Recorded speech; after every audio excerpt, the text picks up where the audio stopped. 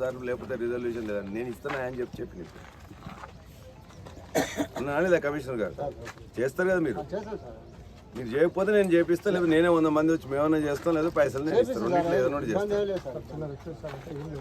గతంలో ఒక దాత వచ్చిండు, ఒక రూమ్ కట్టిస్తా గట్లా ఎవరన్నా స్టాప్ లేకుండా ఏదో పెట్టుకుంటా అని చెప్పేసి అన్నాడు. వాదించాడు సార్, దీనికి పెట్టినాం. అందులో ఏం వస్తుందో ఏం రావట్లేదో చూద్దాం. చూసి ఇంకేమన్నా కావాలంటే మీ అందరు కలిసి ఏది కావాలనుకుంటే అది చేద్దాం. దీనికి అంటే ఇక్కడ ప్రజలకు నష్టం కాకుండా ఇందులో ఏదో మళ్ళీ నేను ఇచ్చినట్లయితే ఎమ్మెల్యే వచ్చి మళ్ళీ లేదు ఇచ్చినట్టు. కాబట్టి ఉన్న వాస్తవం చెప్తున్నా, మీ అందరు కలిసి మీరే తీర్మానం చేసుకొని ఇచ్చుకుంటే మీరు ఎవరికి ఇచ్చుకున్నా మాకు అభ్యంతరం లేదు.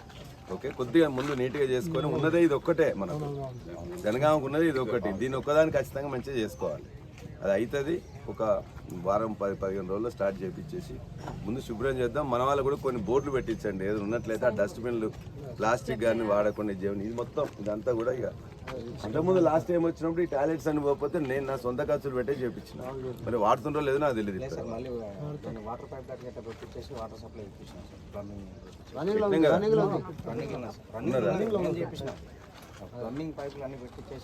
డబ్బులు నేనే ఇచ్చినాను రామచంద్ర గారు వాళ్ళకి.